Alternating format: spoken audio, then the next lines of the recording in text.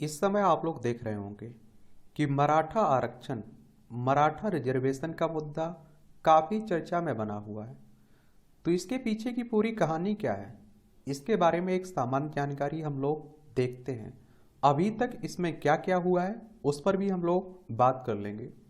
और याद रखिए, इस तरह के मुद्दे पर खूब राजनीति भी होती है। और आप देखेंगे कि आपके एग्जाम में इस तरह के मुद्दों से क्वेश्चंस भी पूछे जाते हैं। अगर आप लोग सिविल सर्विस की तैयारी कर रहे हैं, स्टेट पीसीएस की तैयारी कर रहे हैं, या फिर आप लोग वनडे एग्जाम की तैयारी कर रहे हैं, तो आरक्षण आप लोगों के लिए बहुत ही महत्वपूर्ण टॉपिक हो जाता है। और इस पर बोलते समय, कुछ लिखते समय बड़े न्यूट्रल रहा करिएगा। बीच का रास्ता अपनाया करिएगा। ना तो एक तरफा इसकी तरफ झुक जाया करिएगा, ना इसके विरोध में चले जाया करिएगा। एक बार पहले आप लोग चलिए कहाँ, महाराष्ट्र। देखिए, ये हमारा प्यारा भारत है। इसमें आप देखेंगे ये महाराष्ट्र आपको देखने को मिलेगा, मुंबई इसकी राजधानी देखने को मिलेगी। और खासकर आप देखिए, महाराष्ट्र की जनसंख्या में देखें तो 1/3 जनसंख्या मराठाओं की देखने को मिलेगी, मराठी जाति की देखने को मिलेगी। मुंबई इसकी राजधानी, इसकी स्थापना 1 मई 1960 में होती है। इसकी सीमा गुजरात, मध्य प्रदेश, छत्तीसगढ़, तेलंगाना, कर्नाटक और गोवा से लगती है। आप देखेंगे यहाँ विधानसभा में 288 सीटें हैं, विधान परिषद भी है जिसमें 78 सीटें हैं, राज्यसभा में 19 सीटें हैं, लोकसभा में आप देखेंगे यहाँ 48 सीटें देखने को मिलेगी। 3,07,713 वर्ग किलोमीटर में आपका महाराष्ट्र फैला हुआ है। क्षेत्रफल में तीसरे नंबर पर आता है महाराष्ट्र आपका। देखिए, अगर हम लोग मराठा जाति की बात करें तो आप देखते हैं कि पहले आप लोग देखेंगे मराठा एक सैनिक योद्धा हुआ करते थे।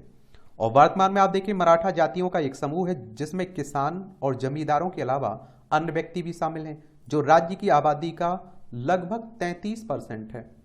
और आप समझ सकते हैं कि 33% है, इसलिए आप देखते हैं कि राजनीति भी इस पर खूब हो रही है। हालांकि अधिकांश मराठा मराठी भाषी हैं, किंतु सभी मराठी भाषी व्यक्ति मराठा समुदाय से नहीं है, ये भी आप लोग याद रखिएगा। ऐतिहासिक रूप से उनकी पहचान बड़ी भूमि जोत वाले योद्धा जाति के रूप में की गई है। हालांकि पिछले पिछले कुछ वर्षों में भूमि विखंडन, कृषि संकट, बेरोजगारी, शैक्षिक अवसरों की कमी जैसे कारकों के कारण कई मराठा लोगों को सामाजिक आर्थिक पिछड़ेपन का सामना भी करना पड़ा। यह समुदाय अभी भी ग्रामीण अर्थव्यवस्था में महत्वपूर्ण भूमिका निभाता है, इसलिए वे सामाजिक और शैक्षणिक रूप से पिछड़े वर्ग यानी कि SEBC की श्रेणी के तहत सरकारी नियुक्तियों और शैक्षणिक संस्थाओं में आरक्षण की मांग कर रहे हैं।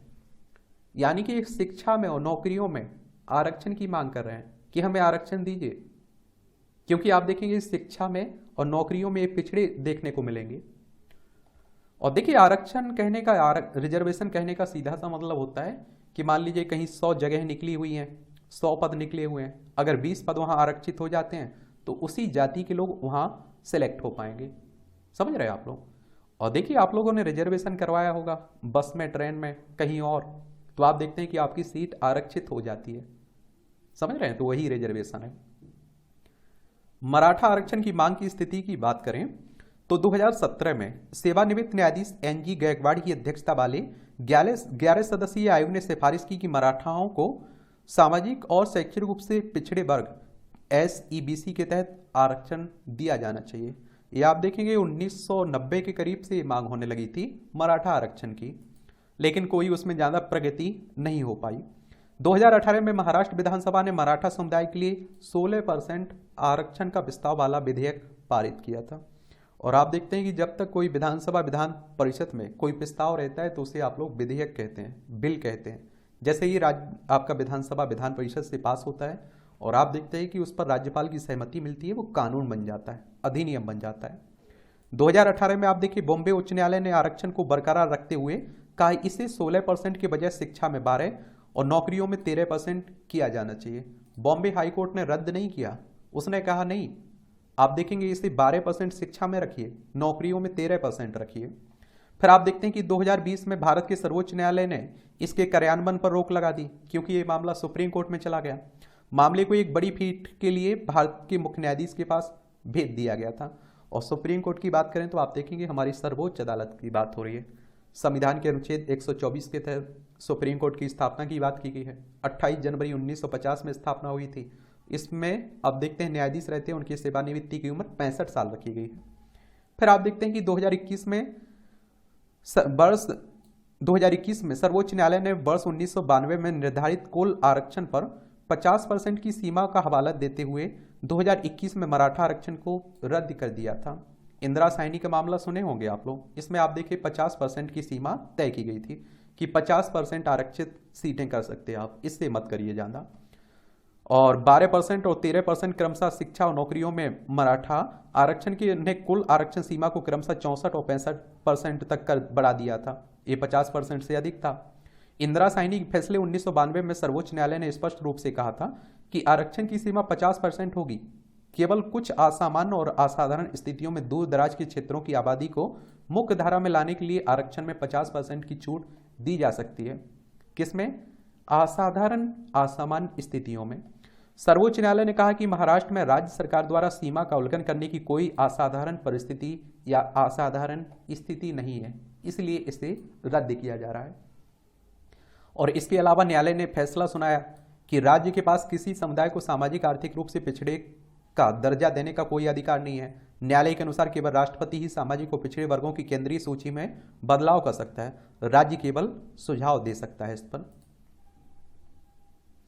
और बेंच ने आप देखिए सर्वसम्मति से 102वें संविधान संशोधन की संवैधानिक वैधता को बनाए रखा, लेकिन इस सवाल पर मतभेद था कि क्या इससे SEBC की पहचान करने की राज्य की शक्ति प्रभावित होगी। सर्वोच्च न्यायालय ने इस बात पर प्रकाश डाला कि मराठा समुदाय के लिए अलग आरक्षण अनुच्छेद 14 समानता का अधिकार और अनुच्छेद 21 कानून की उचित प्रक्रिया का उल्लंघन करता है। फिर आप देखिए 2022 में सर्वोच्च न्यायालय द्वारा आर्थिक रूप से कमजोर वर्गों के लिए 10% कोटा बनाए रखने के बाद राज्य सरकार ने कहा था जब तक कि मराठा आरक्षण का मुद्दा हल नहीं हो जाता तब तक समुदाय के आर्थिक रूप से कमजोर सदस्य EWS कोटा से लाभ उठा सकते हैं। जो आप देखते हैं कि सामान्य वर्ग के लोगों को आर्थिक रूप से जो पिछड़े हुए हैं ना, उन्हें 10% आरक्षण मिला ना, उसी की बात हो रही। 102वें संविधान संशोधन के बारे में जान लीजिए। ये 2018 में हुआ था। इस संविधान में अनुच्छेद 338B और 342A प्रस्तुत किया गया है। अनुच्छेद 338B नव स्थापित राष्ट्रीय पिछड़ा वर्ग आयोग से संबंधित है। अनुच्छेद 342 से राष्ट्रपति को किसी राज्य में सामाजिक और शैक्षणिक रूप से पिछड़े समुदायों को निर्दिष्ट करने का अधिकार देता है। और इसमें कहा गया है कि आरक्षण का लाभ देने हेतु सामाजिक और पिछड़े वर्गों के लिए किसी समुदाय को केंद्रीय सूची में शामिल करना संसद का कार्य है। तो ये पूरी कहानी है आपके मराठा रिजर्वेशन की। कोई आपका सवाल हो, सुझाव हो तो आप लोग जरूर बता सकते हैं। इतनी जानकारी आप लोग अपने पास जरूर रखिएगा।